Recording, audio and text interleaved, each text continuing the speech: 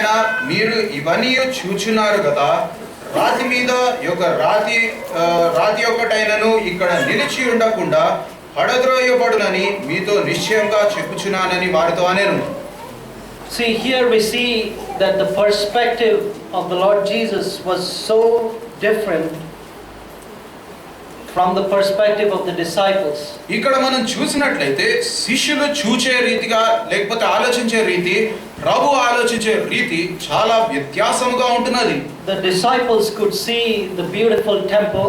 శిష్యులైన వారు ఎంతో అందమైన ఆ యొక్క దేవాలయాన్ని చూడగలుగుతున్నారు. And they were obviously caught up in the beauty of it. దాన్ని చూసి చాలా అందంగా ఉంది అని దాన్ని బట్టి వారు ఆలోచిస్తున్నారు. But Jesus was looking much deeper and much beyond what he could see with his physical eyes. కానీ ప్రభువైన యేసుక్రీస్తు ఇహలోక సంబంధమైన కళ్ళు చూచుట కంటే ఇంకా లోతుగా ఎంతో ఆయన ఇంకా ఎక్కువగా చూచున్నారు. You know, the temple that Jesus and the disciples were looking at ప్రభువైన యేసుక్రీస్తు అలాగే ఆ యొక్క శిష్యులు చూచిన ఆ యొక్క మందిరము, దేవాలయము was built by Herod. అది హేరోదు ద్వారా కట్టబడినది. History tells us. ఆ యొక్క చరిత్ర మనకి ఏం చెప్తుందంటే, also the Bible, that Herod had built that temple. Bible కూడా సెలవిస్తుంది అది హేరోదు కట్టించిన ఒక దేవాలయము. And it was a very beautiful temple. అది ఎంతో అందముగా కట్టబడిన ఒక దేవాలయము. It seems some of the temple was coated with gold and precious stones. వారు ఏం చెప్తున్నారంటే ఆ మందిరములో కొన్ని భాగాలను వారు బంగారపు పూతతోటి అలాగే ప్రశస్తమైన రాళ్లతోటి పెట్టబడి ఉన్నది. And when the early morning sunlight fell on those parts of the temple which were coated with gold, ఆ యొక్క బంగారపు పూత పెట్టబడిన ఆ యొక్క ఆ రాయి మీద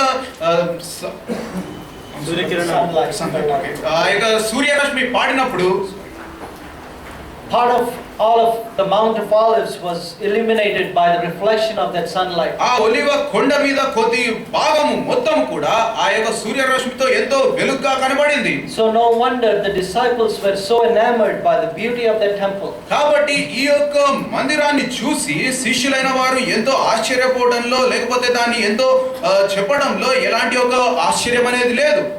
But Jesus, when he saw the temple, ఆయన ప్రభువైన యేసుక్రీస్తు యొక్క మందిరాన్ని చూసినప్పుడు he saw much beyond what he saw physically. ఈ యొక్క ఇహలోక సంబంధం కంటే ఇంకా ఎక్కువగా ప్రభు అక్కడ చూచున్నారు. And he was telling his disciples, ఆయన తన శిష్యులతో అంటున్నారు.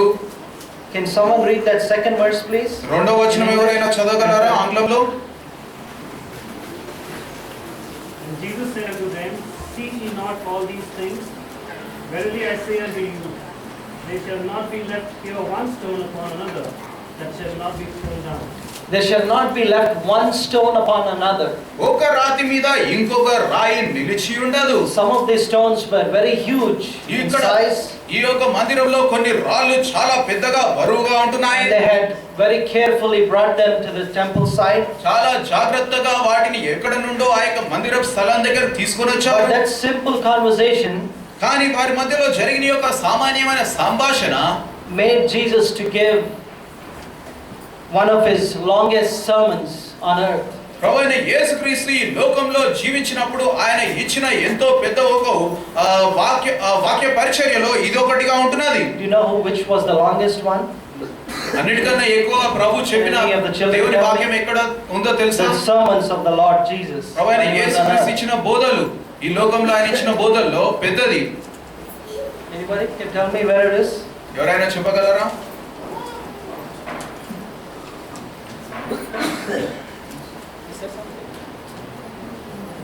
Sermon on the Mount. కొండ మీద ప్రసంగము.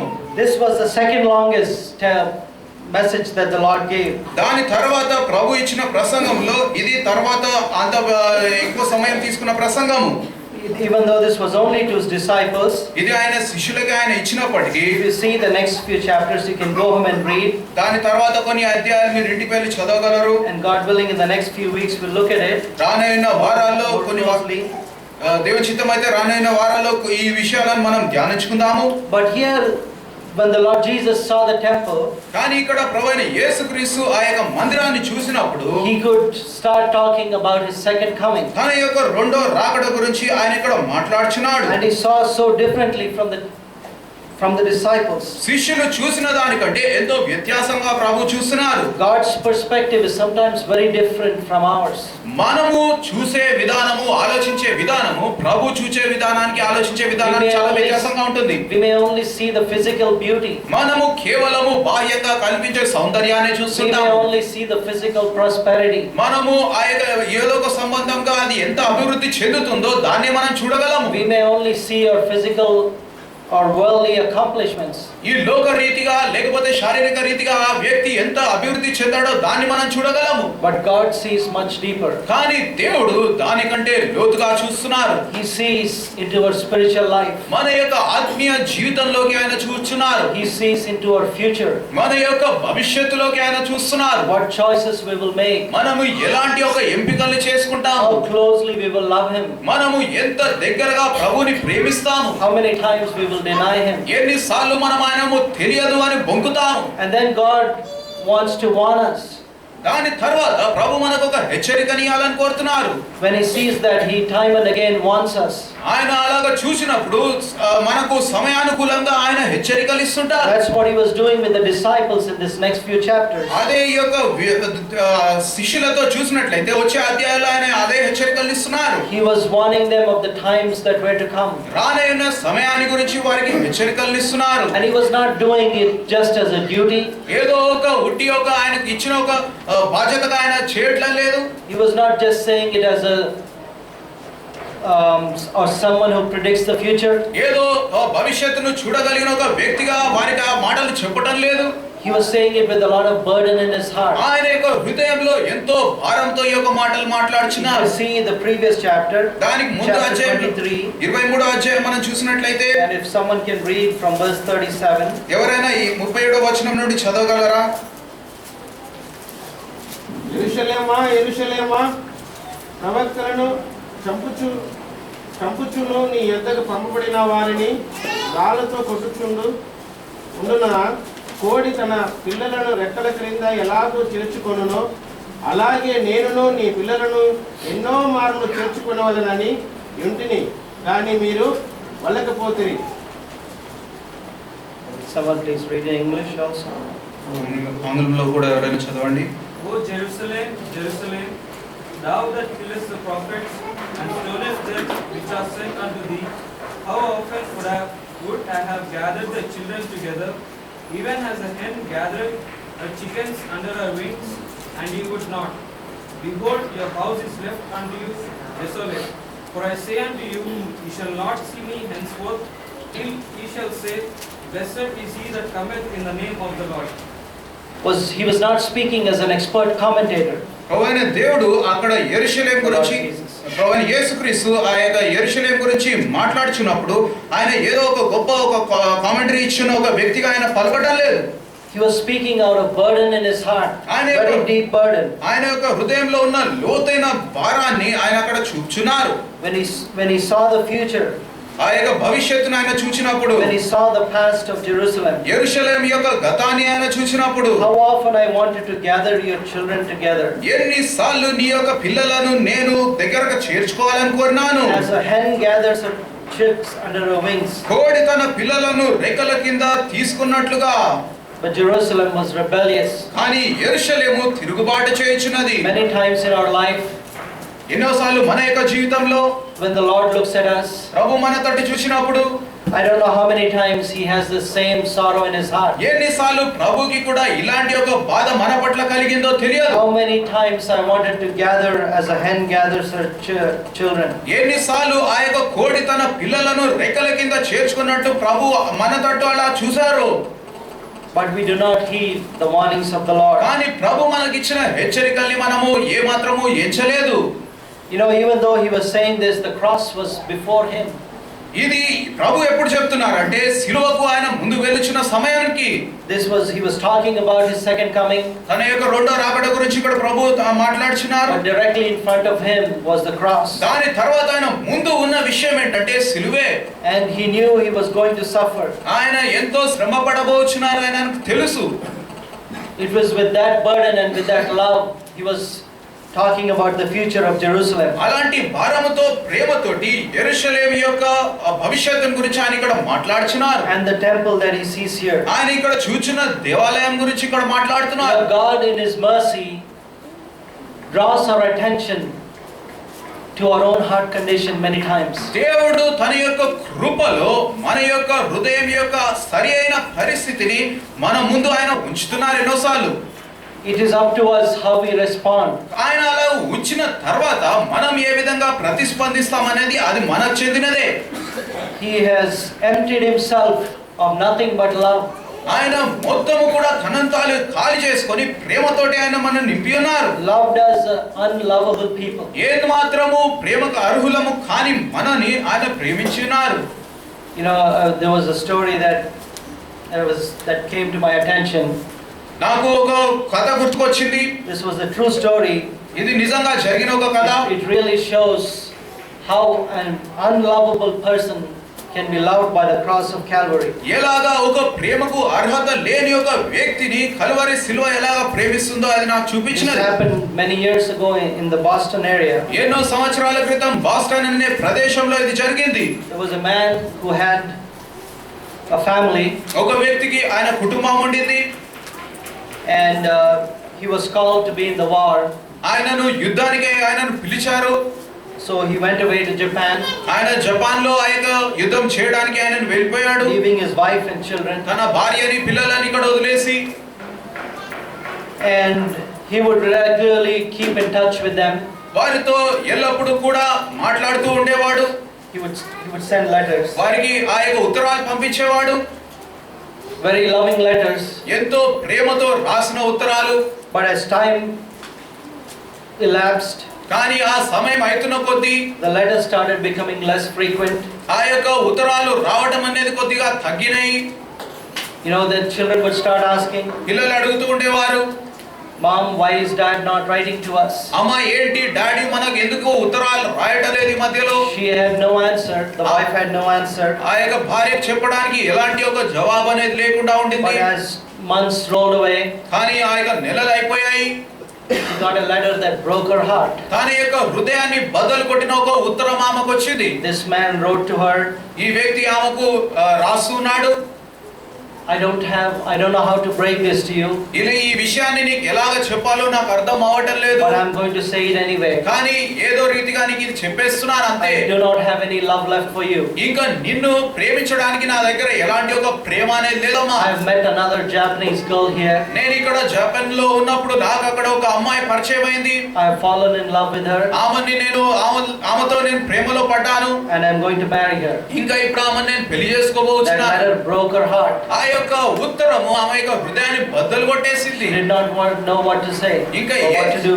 ఏం చెప్పాలో ఏం చేయాలో ఆమెకు అర్థం కాలేదు. Then as the months rolled by, దాని తర్వాత నెలలు గతించాయి. her children would start asking her, తన యొక్క పిల్లలు ఆమెను అడుగుతూ ఉండేవారు, why is Daddy not writing anymore? ఏంటి నాన్న ఇంకా అసలు ఉత్తరాలే రాయటం లేదు. Then slowly the letter stopped, తర్వాత ఆ యొక్క ఉత్తరాలు ఆగిపోయాయి. and this lady was with great difficulty bringing up her children. ఈ తల్లి ఎంతో కష్టంతోటి పిల్లలను పైకి తీసుకొని వస్తుంది. After a few years, she got one more letter from this man, కొన్ని సంవత్సరాల తర్వాత ఇంకొక ఉత్తరం ఈ యొక్క వ్యక్తి దగ్గర నుండి వచ్చింది. and that letter said, ఆ యొక్క ఉత్తరం ఏమంటుందంటే, the contents of that letter broke her heart even more. ఆ ఉత్తరంలో ఉన్న విషయాలు ఆమె యొక్క హృదయాన్ని ఇంకనూ బద్దలు కొట్టాయి. The letter said, ఆ ఉత్తరం ఈ విధంగా ఉంటున్నది, the reason I'm writing this letter to you, ఈ ఉత్తరాన్ని నేను నీకు ఎందుకు రాస్తున్నానంటే, it came from her husband, ఆమె యొక్క భర్త దగ్గర నుండి ఈ ఉత్తరం వచ్చింది. the man who was her husband. ఇంతకు ముందు ఆమెకు భర్తగా ఉన్న వ్యక్తి ఈ ఉత్తరం మళ్ళా రాస్తున్నాడు. He said, the reason I'm writing to you is because I'm going to die. నేను ఎందుకు ఈ ఉత్తరాన్ని నీకు రాయబోచున్నాను అంటే, నేను చనిపోబోచున్నాను కాబట్టి I've రాస్తున్నాను. contracted a deadly disease, నాకు ఇక్కడ ఎంతో ఒక ప్రాణాంతకమైన ఒక అనారోగ్యం కలిగింది. but this is what I want you to do. కాబట్టి ఈ ఒక్క విషయం నువ్వు చేయాలని నేను కోరుతున్నాను. I want you to invite and sponsor the woman that I married here in Japan. నేను ఇక్కడ జపాన్ లో ప్రేమించి పెళ్లి చేసుకున్న అమ్మాయిని నువ్వు అమెరికా పిలవాలి అని నేను కోరుతున్నాను. And I want you to take care of the children that were born to us. మాకు ఇద్దరికి పుట్టిన పిల్లలను నువ్వే చూసుకోవాలని నేను కోరుతున్నానని ఉత్తరం There రాశాడు. was so much anger in this woman when she read that letter. ఈ ఉత్తరం చదివినప్పుడు ఆ యొక్క స్త్రీ యొక్క హృదయంలో ఇంకా ఎక్కువ కోపం వచ్చింది. She didn't know what to do. Many years, for many months she was praying. ఎన్నో నెలలు ఆమె ప్రార్థిస్తూ ఉండింది. ఏం చేయాలో అర్థం కావటం లేదు. And finally she did do what that man asked her to do. ఆఖరిగా ఆ భర్త ఇంతకు ముందున్న భర్త ఏం చెప్పాడో అది చేసింది. She invited that woman and her children to America. ఆ స్త్రీని ఆమె పుట్టిన పిల్లలని అమెరికాకు ఆమె పిలిచింది. And when someone asked her, how could you do this? ఎవరో ఒకరు వచ్చి ఆమెను అడిగారు, ఏంటమ్మా ఈ విధంగా నువ్వు ఎలాగ చేయగలిగావు? Her response was, ఆమె ఏ విధంగా ప్రతిస్పందించిందంటే, the love that reached out to me at Calvary. కల్వరిలో నా పట్ల కలిగి ఉన్న ఆ యొక్క ప్రేమ, The love that reached out to me at Calvary. కల్వరిలో నా పట్ల వచ్చిన ఆ యొక్క ప్రేమ, The love that I did not deserve. నేను ఏ మాత్రము అర్హత లేనప్పటికీ నా తట్టు వచ్చిన ఆ ప్రేమ, That was the only reason that I could love this woman అదే కారణాన్ని who had బట్టి, taken away my husband. కేవలము ఆ కారణాన్ని బట్టి నా భర్త నా దగ్గర నుండి దూరం చేసిన ఈ స్త్రీని నేను That's ప్రేమించగలుగుతున్నాను. the love of Calvary. అది కల్వరిలో ఉన్న ప్రేమ. The love that can love the unlovable. ఏ మాత్రము ప్రేమకు అర్హత లేని వారిని ప్రేమించే ప్రేమ. When the Lord Jesus was talking about Jerusalem here, ఇక్కడ ప్రభువైన యేసుక్రీస్తు యెరూషలేము గురించి మాట్లాడుతున్నారు. it is the very people who sang when he was walking, he was during his triumphal entry into the temple. ఆయన ఎంతో Just a ఆర్భాటంతో, few days before this, దీనికి కొద్ది దినాల ముందే ఆర్భాటంతో ఆ యొక్క యెరూషలేములోకి ఆయన వచ్చినప్పుడు ఆ ప్రజలు ఎలాగ కేకలు వేశారు. the same people would be shouting, crucify him, అదే ప్రజలు ఈయనని సిలువ వేయండి అని కేకలు వేయబోతున్నారు. and they would crucify him. తర్వాత ఆయనను సిలువ వేస్తారు.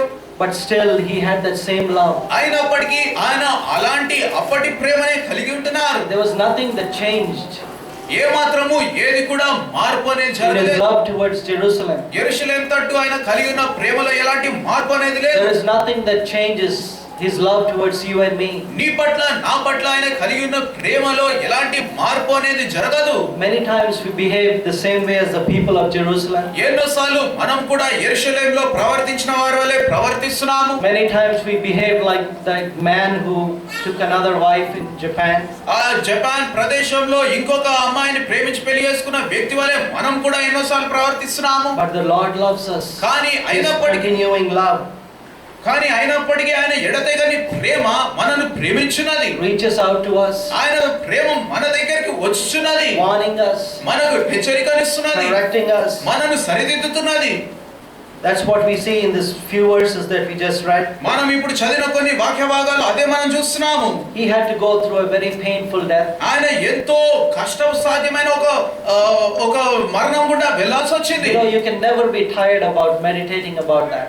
దాని గురించి ధ్యానించడాన్ని మనము ఎన్నడూ కూడా దాన్ని ధ్యానిస్తూ అలసిపోము. Normally when people are convicted to die, ప్రజలు మరణానికి వారిని సిద్ధపరిచినప్పుడు they are convicted maybe 1 or 2 times. 2-3 సార్లు వారికి ఆ యొక్క మరణ శిక్ష అనేది ఇవ్వబడుతుంది. They are tried 1 or 2 times. 2-3 సార్లు వారికి ఆ యొక్క న్యాయ తీర్పు జరుగుతూ But ఉంటుంది. the Lord Jesus was tried many times. కానీ ప్రభువైన యేసుక్రీస్తుని ఎన్నో సార్లు ఆ యొక్క న్యాయ తీర్పు గుండా తీసుకెళ్లారు. He was tried at Herod, by Herod, హెరోదు దగ్గర న్యాయ తీర్పు జరిగింది. twice by Pilate, తర్వాత పిలాతు దగ్గర 2 సార్లు జరిగింది. then the high priest. తర్వాత ప్రధాన యాజకుని దగ్గర జరిగింది. He was treated like worse than a common criminal. ఎంతో సామాన్యమైన ఎంతో ఘోరమైన ఒక నేరస్తుని కంటే అధ్వానంగా ఆయన చూశారు. But his love for us never changed. కానీ ఆయన మన పట్ల కలిగి ఉన్న ప్రేమ ఎన్నడూ కూడా మారలేదు. And it never will. అది ఎన్నడూ కూడా మారదు. Even though many times our love for him fades, ఎన్నోసార్లు మనము ఆయనను ప్రేమించే రీతి మారుతున్నప్పటికీ లేకపోతే ఓడిపోతున్నప్పటికీ, just like the disciples here, our attention is taken away or we are distracted by the things that we see around us. ఇక్కడ ఉన్న శిష్యుల వలె మనం కూడా లోకరీతిని చూసి కొన్నిసార్లు తప్పిపోతున్నప్పుడు Our love for us fades away. మనం కలిగిన ప్రేమ అది తగ్గుతున్నప్పుడు, You know, this past few months I've been in my personal reading, I was reading the life of Nehemiah. నేను వ్యక్తిగతంగా నెహెమయా జీవితాన్ని కొన్ని నెలల నుండి నేను చదువుతూ And ఉండినా what a challenge it has been. ఆయనకు అది నాకు ఎలాంటి ఒక సవాలుగా ఉండింది. Nehemiah was not an ordinary man. నెహెమయా ఏదో ఒక సామాన్యుడైన వ్యక్తి కాదు. He was a very accomplished man. ఆయన ఎంతో సాధించిన ఒక వ్యక్తి. He was, what was he in the king's court? ఆయన రాజు యొక్క సన్నిధిలో ఆయన ఏం చేస్తూ ఉంటున్నాడు? He was a king's cupbearer. రాజుకి పాత్ర అందించువాడిగా ఉంటున్నాడు. You know, cupbearer is not just like a butler. రాజుకు పాత్ర అందించడం అంటే ఏదో వంటవాడి వలె కాదు. Butler can just serve the king what is cooked. వంటవాడు ఏం చేశారో అది తీసుకొచ్చి రాజుకు ఆయన సిద్ధపరుస్తాడు. But the cupbearer is one who has the king's confidence. కానీ పాత్ర అందించే వ్యక్తి ఆయన మీద రాజుకి ఎంతో నమ్మకం అనేది ఉంటుంది. The king trusts him with his own life. తన యొక్క సొంత ప్రాణముతోటి ఆ యొక్క రాజు ఆ వ్యక్తిని నమ్ముతాడు. Because whatever wine is set before the king, ఎందుకంటే ఏదైనా ఆ యొక్క ద్రాక్షరసం ఆయన ముందు ఉంచబడినప్పుడు cupbearer first takes a sip, మొదటిగా ఆ యొక్క పాత్ర అందించేవాడు దాన్ని తాగుతాడు. and only when he certifies, the king drinks it. ఆయన ఇది సరిగ్గా ఉంది అని చెప్తేనే రాజు దాన్ని తాగుతాడు. So you can think of how much confidence a king will have in a cupbearer. ఆ రాజుకి ఆ పాత్ర అందించేవాడి మీద ఎలాంటి ఒక నమ్మకం ఉంటుందో ఒకసారి ఆలోచించండి. That was Nehemiah's position. నహమయాకు అలాంటి ఒక ఉన్నతమైన స్థితి ఉండినది. But that position did not deter him from loving God with all his heart.